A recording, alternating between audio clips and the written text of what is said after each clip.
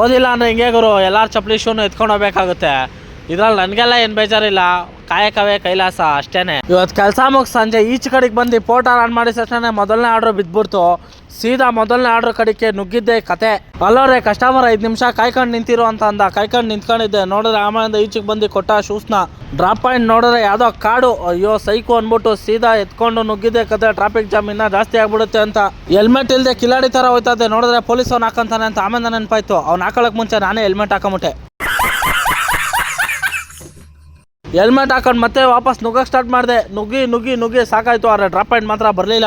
ನಕ್ಕೊಂಡು ಯಾವುದೋ ಕಾಡಿಗೆ ಬಂದ್ಬಿಟ್ಟೆ. ನಮ್ಮನ್ನ ಆ ಕಡೆನೂ ಮನೆ ಇಲ್ಲ, ಈ ಕಡೆನೂ ಮನೆ ಇಲ್ಲ. ಯಾವ್ದು ಗುರು ಇದು, ಇಲ್ಲಿಂದ ಆರ್ಡ್ರ್ ಬೀಳುತ್ತೆ ಅಂತ ಸೈಕ್ ಆಗ್ಬಿಟ್ಟೆ. 2 ನಿಮಿಷ ಡ್ರಾಪ್ ಪಾಯಿಂಟ್ ನೋಡಿ ಖುಷಿ ಆಗ್ಬಿಡ್ತು. ಆನಂದ ಪರಮಾನಂದ ಆಗ್ಬಿಡ್ತು. ಗುರ್ಕೋನ ಹತ್ರ ಲಾಗಿನ್ ಆಗಿ ಸೀದಾ ಹೋದೆ. 10 ರೂಪಾಯಿ ಚೇಂಜ್ ಇಲ್ಲ ಅಂದ್ಬಿಟ್ಟು ಬರೀ ಚೇಂಜ್ ತಂದು ಕೊಟ್ಬಿಟ್ಲು.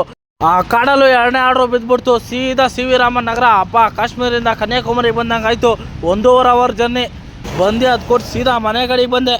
ಇಷ್ಟೇ ಇವತ್ತಿನ ವಿಷಯ. ಸಿಗೋಣ.